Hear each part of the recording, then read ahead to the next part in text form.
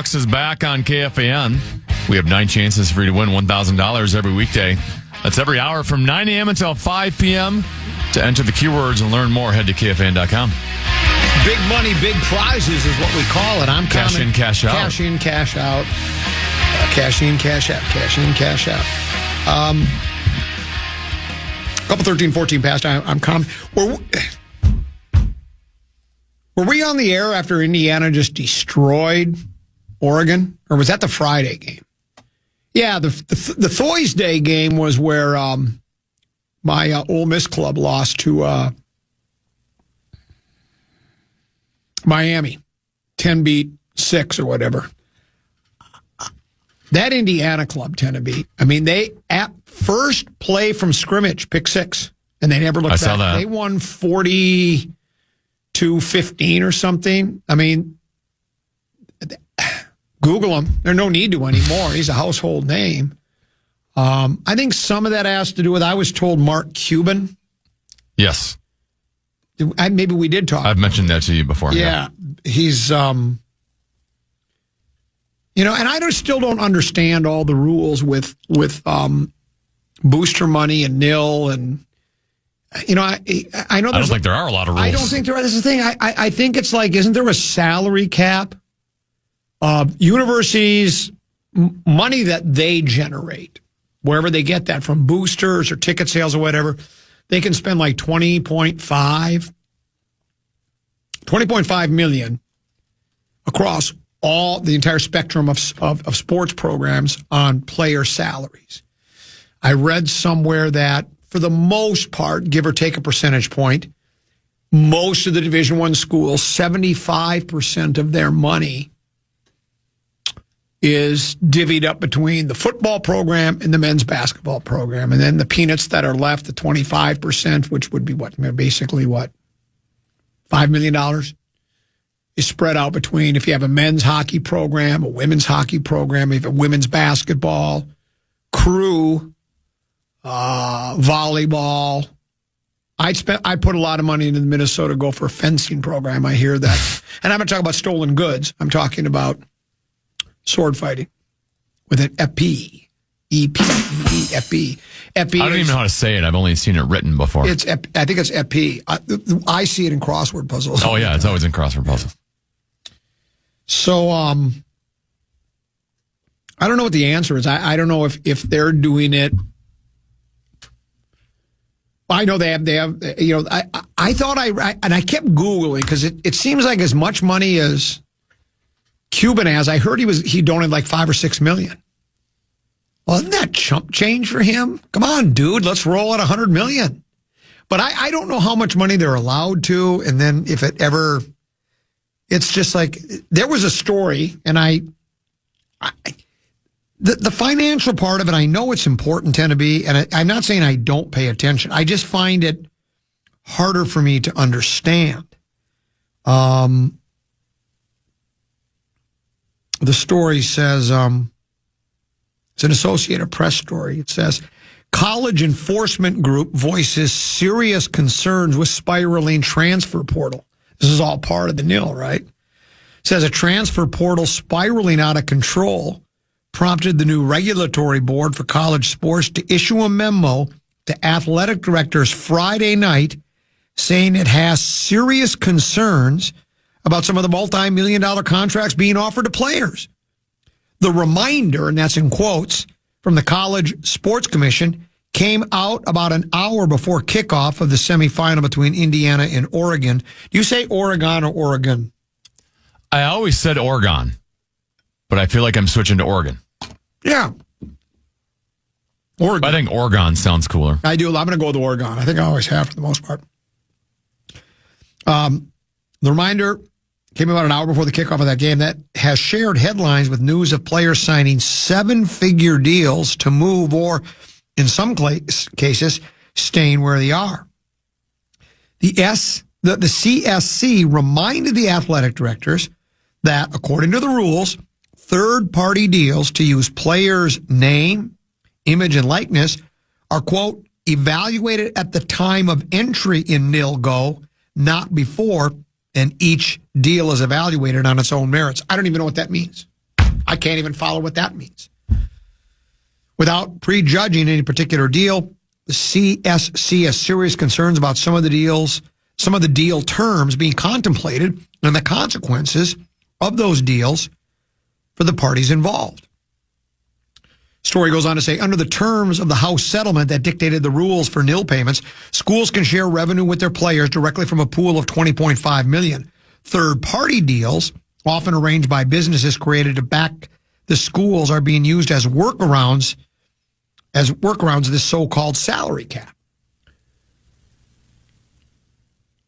The CSC, through its nil-go portal, is supposed to evaluate those deals to make sure they are for valid business purpose and fall within a fair range of compensation for the services being provided. So in other words, let's say you're going to go to a car wash and sign autographs. You don't get paid $1 million for that. Because you could look at a kid and say, hey, one Saturday we need you to be at a car wash cars for 2 hours and take some pictures. And we'll give you $1 million. Okay, what else do I have to do? That's it. One appearance. It's a good gig if you can get it. And you would take that. The CSC did not list examples of unapproved contracts, but college football seen its share of seven-figure deals luring players to new schools since the transfer portal opened on Jan 2. Goes on to say, how about this?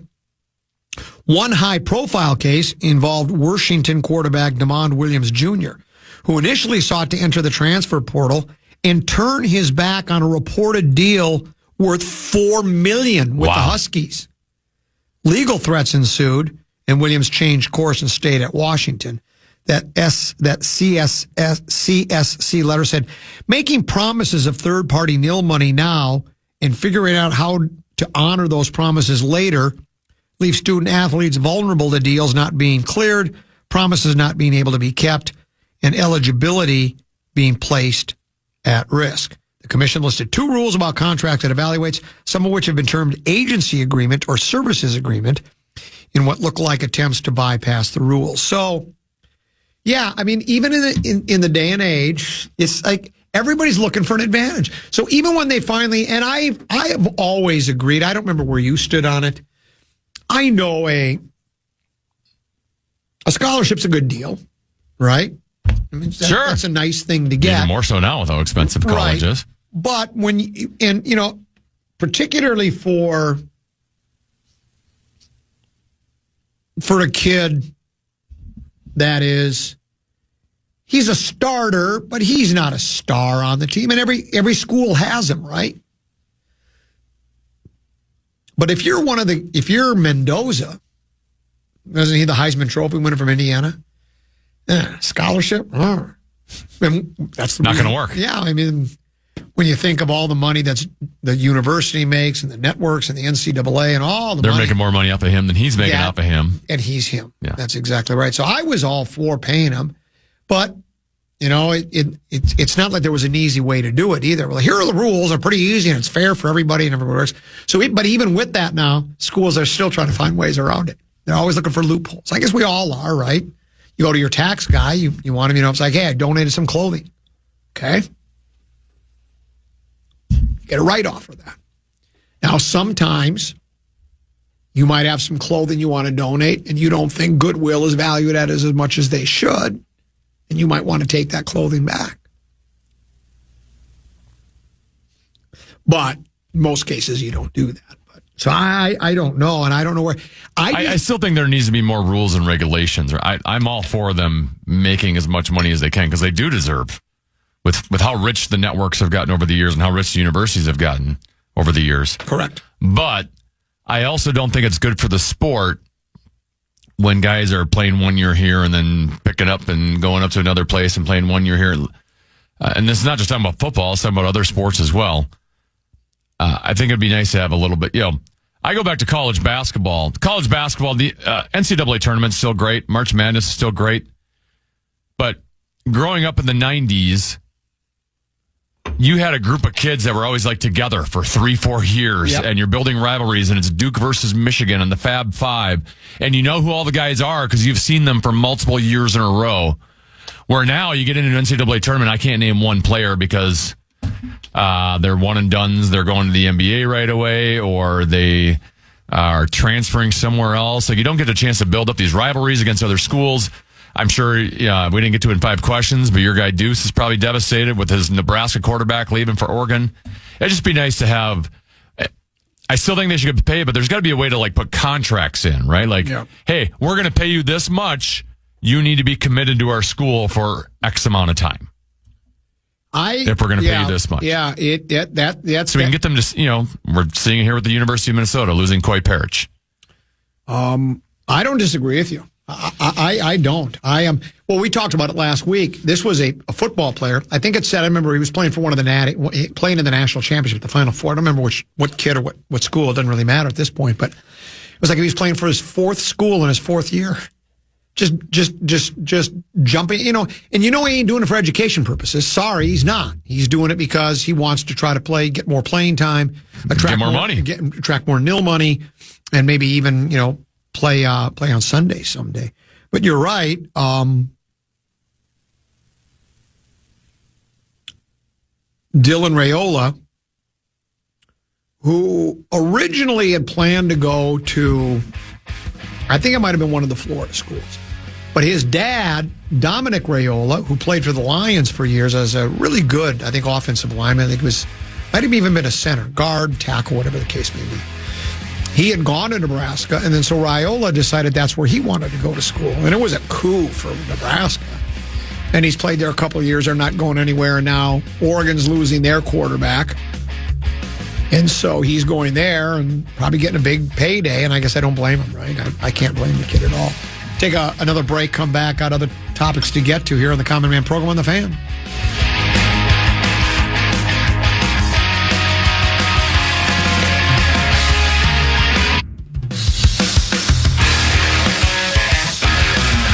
Never miss your chance to know what the latest sports news is in town, chances to win tickets, and knowing what's going on with all of your favorite KFAN shows. Follow KFAN 1003 on all of our social channels like Instagram, TikTok, and X now. Stay connected and follow the sports leader, KFAN. Should also mention the Fan wants to give you a shot to win bonus bucks with our national cash contest. Just enter the keyword check at KFAN.com now for a shot at winning. That keyword is check. Enter it now at KFAN.com.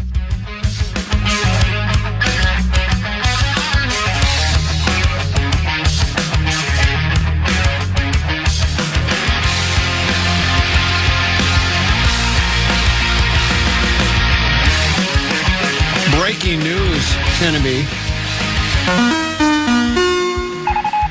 Dateline St. Louis, the U.S. figure skating team for the 2026 Winter Olympics was revealed. Well, it was revealed yesterday, so it's not really breaking news, but that was after 4 days of competition at the Nationals.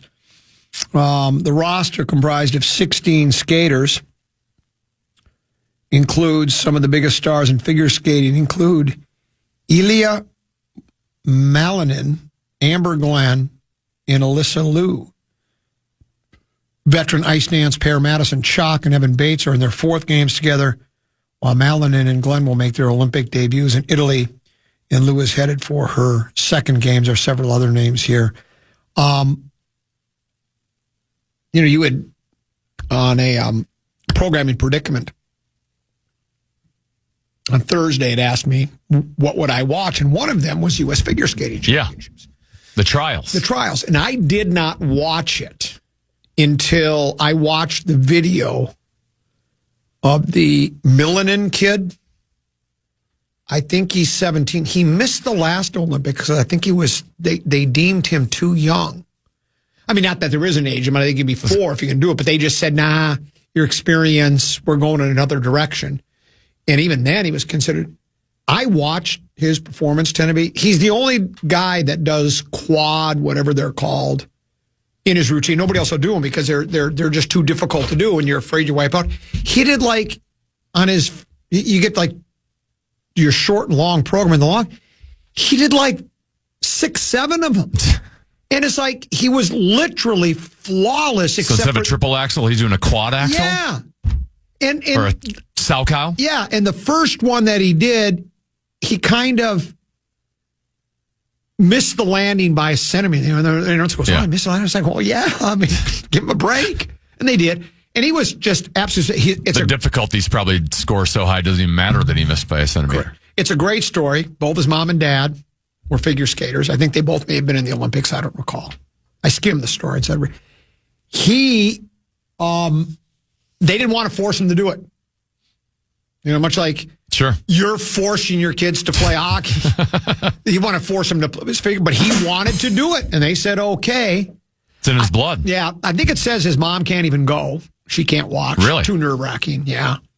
Dad goes, or maybe it's the opposite. Anyways, it's astonishing how good that would be like that, and gymnastics would be one of those that's hard to watch as a parent because at any moment you could have a. That's it. Like I don't say catastrophic, but a very, very serious injury at any moment. Or just you're in the running, and all of a sudden you try to do the quadruple Lutz, triple axel, double quadruple sow cow, and you wipe out, you're sprawled on the ice, and you're just devastated for your kid. Sure, right? But when in a team sport, you know, like if it's the it's ice hockey or you know, any team sport where it's not, you know, it's just like in hockey you're doing shifts, so it's not all going to be on you. But when you're in figure skating on a solo, or you're doing the balance beam, it's just you. It's all on you. Yeah, it's all on you. I mean, how many times have we talked about like football is the reason it's the best sport to talk about on the radio is you could break down the last play of a game, and you can have arguments forever about who's to blame on it.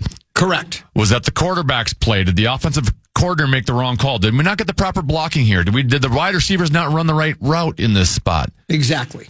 Should the head coach have called the time? Like, there's so many ways you can break down one play and blame others. Whereas when you're doing your quad sow cow, it's all on you. Or you could be a bobsledder on the 4-man bobsled, and 3 of the guys don't get into the bobsled and leave you going down. Did you see that story? It happened. Yeah, it happened. U.S. bobsledder Chris Horn survived solo ride in St. Moritz after teammates failed to get into the sled. You've got to be kidding me. Tim Reynolds writes the piece. It says, U.S. bobsledder Chris Horn survived a frightening ride down the track in Switzerland on Sunday after his 3 teammates failed to make it into the 4-man sled at the start of the World Cup race. Horn was the driver. He got in first, as is common in bobsled. But his 3 teammates, Ryan Rager, Hunter Powell, and Caleb Furnell, all had trouble getting in, leaving Horn navigate the course with no other weight in the sled and nobody to pull the brakes at the bottom. I shouldn't be laughing about this. Rager appeared to be the first to stumble, okay? And the domino effect took over from there. Powell appeared to get thrown somewhat violently toward the track wall, hitting his back on the hard-packed icy surface after he couldn't get into the sled, and Furnell couldn't make his way into the spot either. None of the U.S. sliders suffered serious injuries, and all x-rays taken came back negative. Powell told the Associated Press, a little sore, I should be fine in a couple days. So now here's how the rest of the story goes. Without any weight in the sled, Horn basically careened down the track, but still reached a speed of 75 miles per hour during a run that lasted just over a minute. Horn drove the sled across the finish line, then had the presence of mind to scoot toward the back of the sled and pull the brake handles. So the brake handles aren't back. He slid to the back of the sled. Athletes and coaches from several different national teams rushed to the finish line to ensure that Horn was fine. As the sled skidded to a stop, some simply shook their head and shook his hand and nodded their heads in disbelief. Here's what's key, I think, to me. Horn, whose start in bobsledding was as a brakeman, so he knew what to do, waved to the nearby television cameras to show that he was okay. It was a rough weekend for Horn, who also crashed out of the 2-man World Cup race on Saturday. Wow. His brakeman for that race, Carson Vissering, suffered abrasions and was unable to compete on Sunday in the 4-man. There's one World Cup race weekend left before the U.S. bobsled and skeleton picks its team for next month. Horn is expected to be named to the team as one of the men's bobsled drivers, along with Frank Del Duca. But think about that. There's supposed to be 4 of you. The other guys can't get in. You look back, you're all by yourself, 75 miles an hour. So I didn't watch the entire race, but I've seen the video of them trying to get into the bobsled. And the second guy clearly gets like his feet tangled up as he's trying to get in. Tangled up in blue? Yeah, and then that has an impact right. on the third guy. The third guy ends up like falling off the side of the course and like hits into like a wood fence and then falls back on it. And they don't have protection on, right? It's not like they don't have hockey equipment on. That looked painful. Yeah. So I did not see the video I'm seeing does not show the entire trip, though. It's just showing the guys falling out. But how about having the presence of mind when you get to the bottom to slide to the back of the sled and then use the handbrakes? And it's because he was a brakeman. He knew what to do. But why don't they create some brakes in the front? Well, give them a little backup plan. I would think so. Yeah, it's sort of like when you have a parachute. It's like they have a backup. It's not like if the first one doesn't go, well, I guess you're on your own. It's too bad for you. You got a second one to pull on to. And what's at the very end of a bobsled course if you couldn't get the brakes to stop? Like, what are you going to just run into a brick wall, or do they have like pillows and cushions set up? I don't know. There's got to be something down there. Good question. Maybe it is just the end, and there's a wall there, and it's like they just don't expect you to ever get that far down. So I don't know, but yeah. So there's a team sport where he couldn't count on his three teammates. Yeah. They couldn't get into the sled. I've never heard of this before. I got to think it's happened at one time or another in all the years of bobsled. Well, and even watching the video, like it looks like it's a pretty tight fit to get in there. Mm-hmm. So I could see. I'm surprised it doesn't happen more often. Well, this is a sport, Timmy, not to take anything away from bobsledders, but I think the bobsled does all the work. I mean, because are you even really steering it? I guess you might be, but it's like you're just rifling down at breakneck speeds, basically hanging on for dear life, it looks like to me. It doesn't look like it's any type of, there's really any, at least in downhill skiing, it looks like the skis do all the work, but you got to lean and, you got to make turns. You got to put your poles down in the right spot. I mean, it seems like, speaking of that, Lindsey Vonn was brilliant again at 41 years old. What are the chances of getting her on the air? I don't think that'd be very good, right? She's big time. Probably not before the Olympics. Yeah. But that reminded me we used to go sledding and tobogganing when we were kids. We've talked about this in the past, too, where we used to call hooky bookie. Hooky bookie, looky bookie, whatever we used to call it. Where this is how dumb we were back in the olden days. Back kids in the 60s, young kids, elementary school and junior high. You'd get off the school bus, go behind it, wait for school bus driver to take off, then you'd grab the bumper and then skate on your boots, on your shoes, and hang on and skating behind the bus, and then eventually you get to a speed where you have to just let go or you get killed, right? I think we called it hooky bookie or something. But that just seems the things we did as kids. We'll pause, come back, one more segment to go. We'll talk a little Viking football. Not the brightest of pictures either. Sorry about that. We'll do that next. Common Man program on the Fan.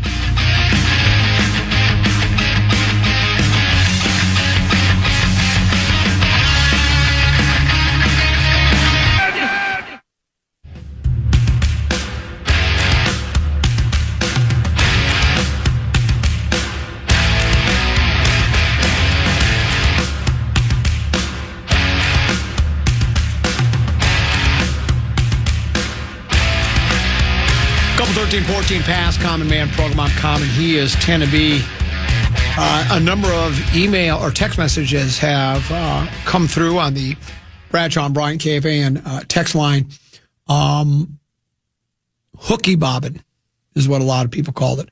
Hooky bobbin. I thought it was hooky bookie. That would be somebody that takes bets on hockey, I guess. Hooky. Some called it sketching. Others called it bumper skiing. Some called it bumper shining. Others just called it skitching. Mike in St. Louis Park writes on the Bradshaw and Bryant KFAN text line, he says, we used to call that skitching. Once during a snowstorm, we skitched behind the number 9 MTC bus from Cedar Lake Road in Louisiana all the way downtown and played video games at Rifle Sport. They took that ride all the way downtown. That's just insane. And by the way, I don't recommend anybody doing this. This is crazy. We just were bored. I had nothing better to do with our time. This one says, skitching, that's what we called it growing up in Brighton. The worst was when you hit the sewer cap and go flying. Yeah, that would happen too. A lot of danger in it. I mentioned the Fish Wrap Factory West Side, or I mentioned the Vikings, and in the Fish Wrap Factory West Side Tennessee, Andrew Kramer has a piece. It's today the 12th. Yes, it is. And there was this morning, it was released at 7 a.m. Film review. Viking spending spree didn't go far with these 2025 free agents. How guard Will Fries and defensive lineman Jonathan Allen and Javon Hargrave fared in their first season in Minnesota. Kramer says all salary position rankings are via overthecap.com. It says, many of the Vikings' big free agent contracts handed out during the March 2025 spending spree did not provide immediate return on investment. Below, we will detail three of those players. Guard Will Fries and defensive tackles Jonathan Allen and Javon Hargrave. Their fourth big-name free agent center, Ryan Kelly, played just 8 games because of 3 concussions. And as we've talked about, Tennessee, I don't think he's made any decisions, certainly not publicly. There has been no announcement that I'm aware of. Far be it from me to give somebody advice, but I'd say I'd hang up the cleats. Mm-hmm. You know, I mean, he had 3 just this year alone. The fact that he came back, though, this season, he probably could have hung it up then. Yeah. And he still came back. So maybe he's not done. Yeah, that's true. He might not be. And he's had others, too. This was not like his first 3. I think going into the season, he'd had 2 or 3 or 4, whatever, documented ones. Then there's always the undocumented ones where when you were younger, when you were playing high school football, had your bell rung, you may have had a concussion, didn't even know it, just went right back into the game. But even if he did want to come back, if you're the Vikings, can you bring him back? Yeah. I mean, you can't depend on him to start 17 games for you next year. This, for Will Fries, it says, haven't seen the best of Will. His 2025 cap was $5.64 million, 14th among NFL right guards. 2025 cash was $22 million, second.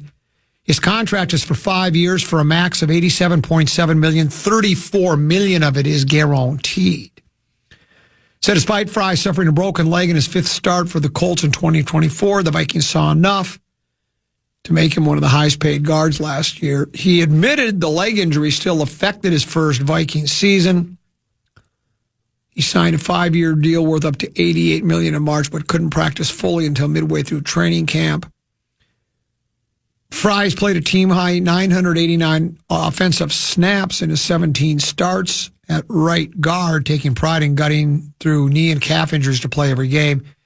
But he didn't bring that Pro Bowl caliber play commensurate with his salary. He especially struggled in pass protection. The final tally is counted by Pro Football Focus at Fries surrendering a team worst 37 quarterback pressures this season. That's tied for 58th of 61 NFL guards. And of course, as Kramer points out, pressure can be a QB stat too if that young passer holds on the ball too long. And I think we saw that often with McCarthy and Brosmer. They do think that Wes Phillips thinks the sky's the limit for this kid. They're still really high on him. So I think Fries is probably returning. Meanwhile,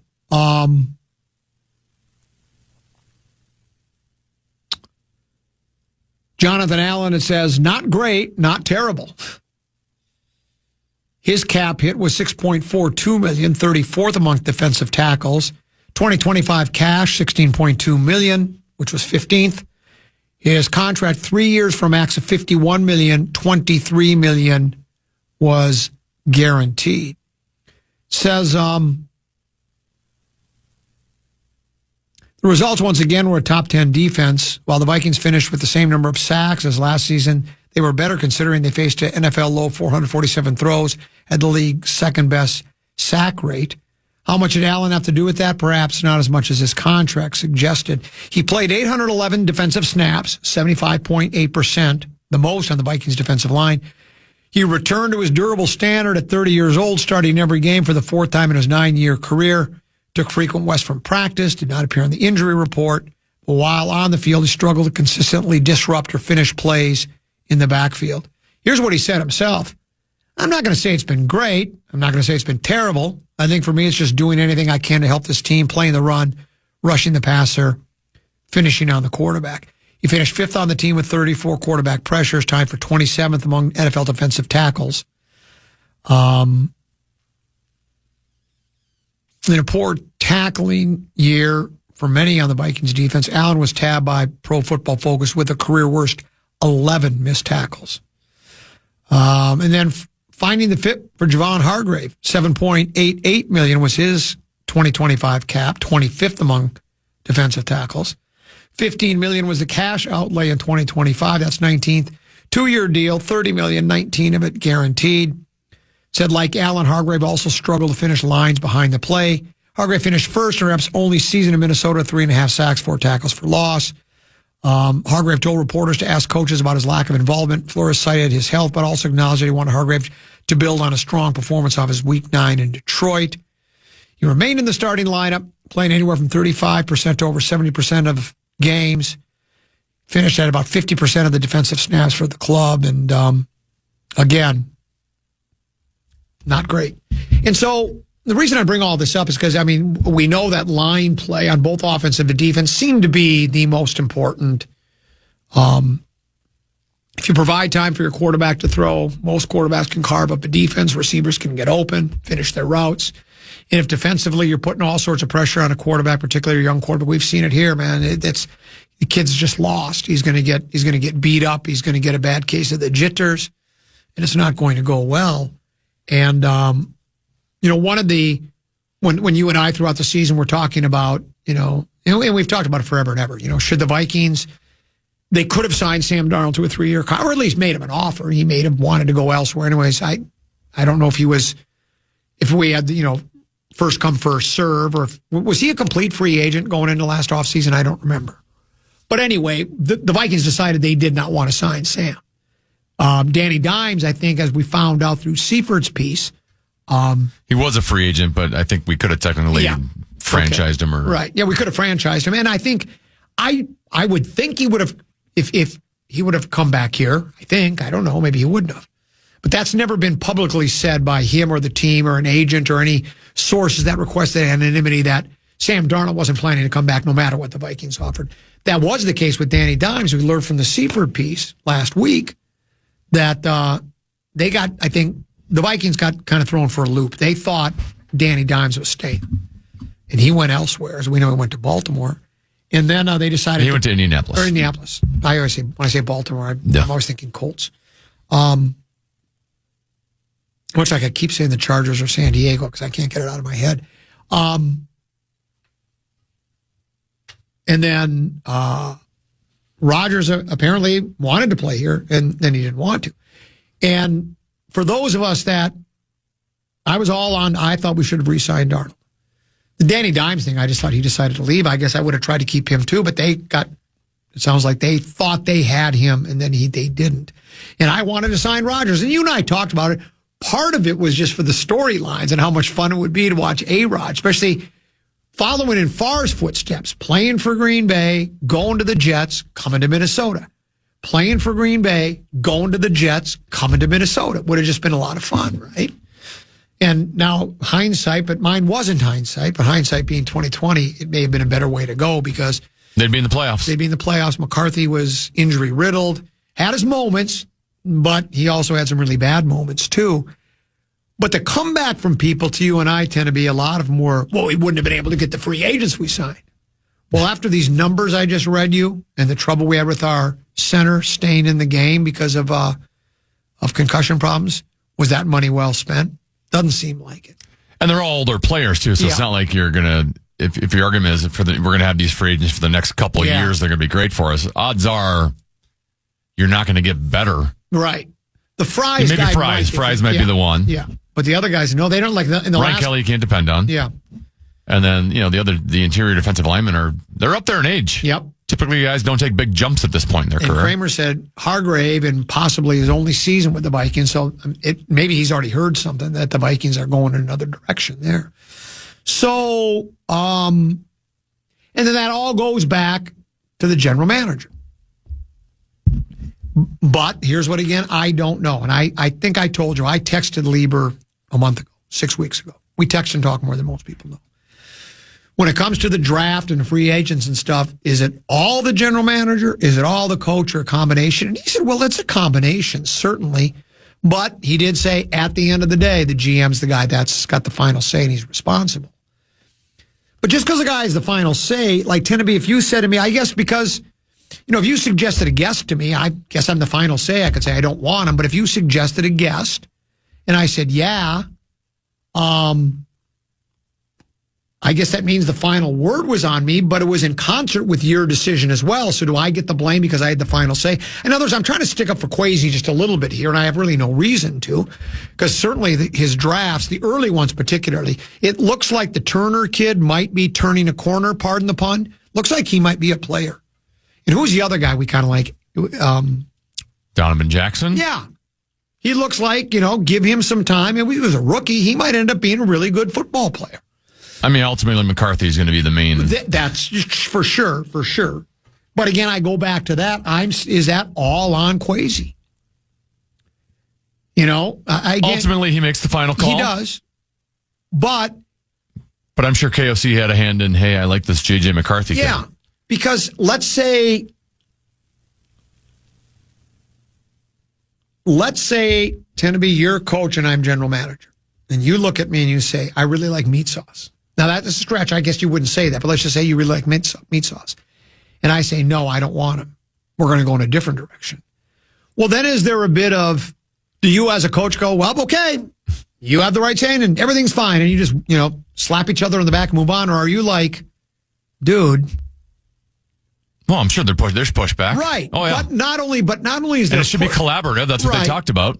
But not only is there pushback, but what I'm saying is, if I just say, I'm sorry, I'm going with a different guy, is there a little bit of bitterness there?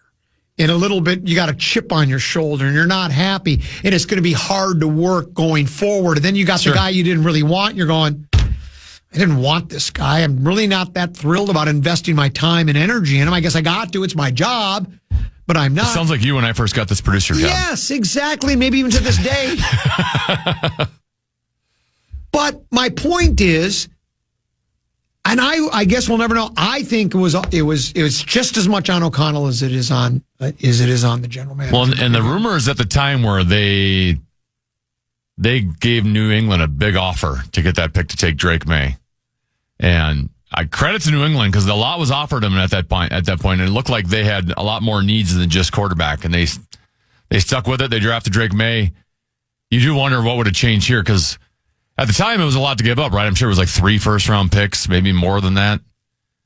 But you look at it now, and especially the way Kwesi's been drafting, well, yeah, Drake May. I would have done that in a second here with Drake May. Or was the real key not Drake May, but Garrett Bradbury? Oh, my gosh. Did you watch him last night? For New England? I don't. I know we make fun of Warren all the time. Yeah.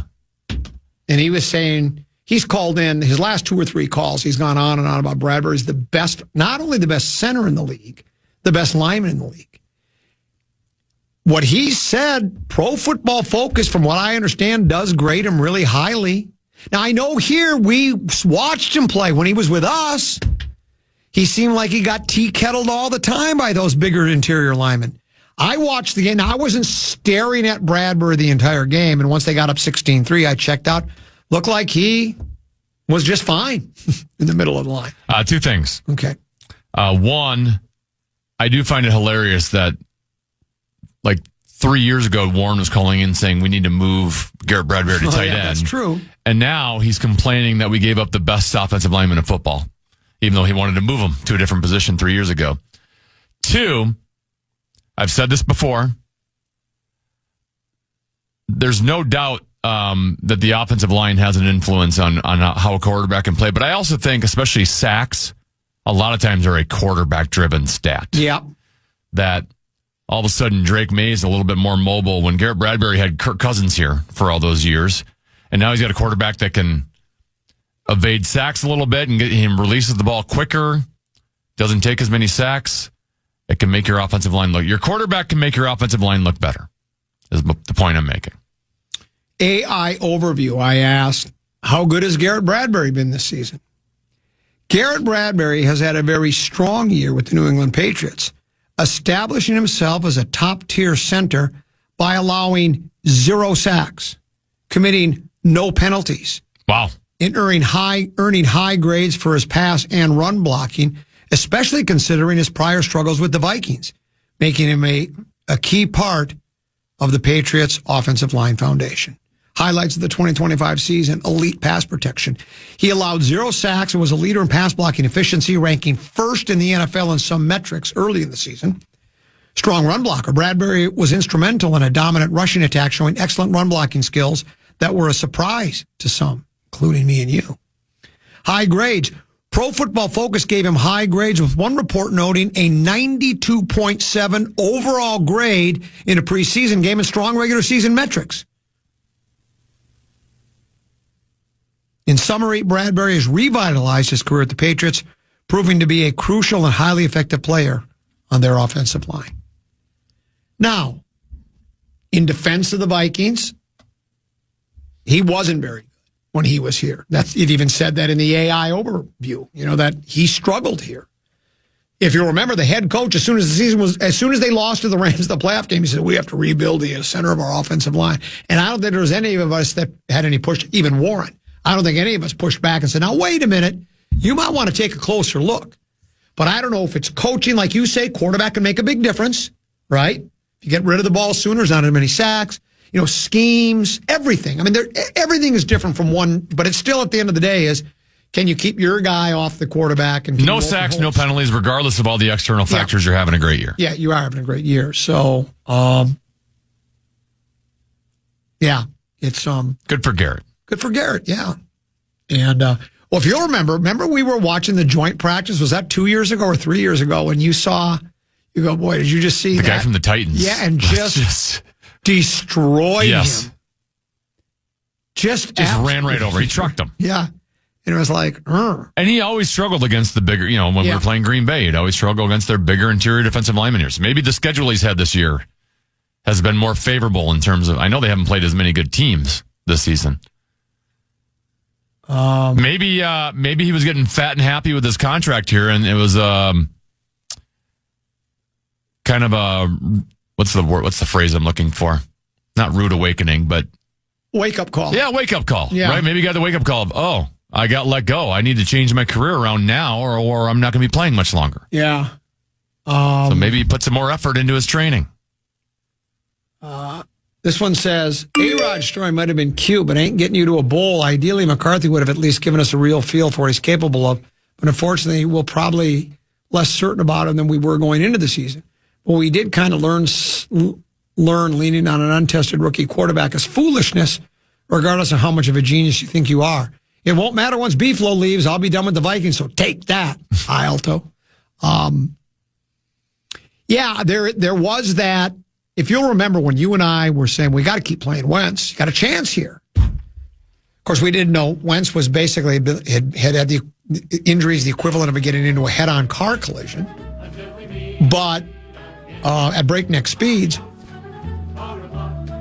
But there were those that said, well, we know a lot more. We just got to turn it over to McCarthy and see if we've got anything there, which we did after we found out the extent of Wentz's injury, and he went on injured reserve for the year. Mm-hmm. Only problem was McCarthy couldn't stay on the field either, so we still don't know. So that leads us into that. Thanks for having me, Teneby. Hey, great job. You as well. I enjoyed our visit with you today. We're back tomorrow at 1 o'clock. Nico Medved show at noon. Rosen joins us at 2. Thanks for spending part of your day with us. Stick around. Big Ticket JG. They're next here on the field. Good night. Good morning. Good afternoon. And good night, Minnesota. And good night, folks. And good night, Mrs. Calabash. Wherever you are. Well done, young man. Listen back to any of Common Man's programs by podcasting on the iHeartRadio app or KFAN.com.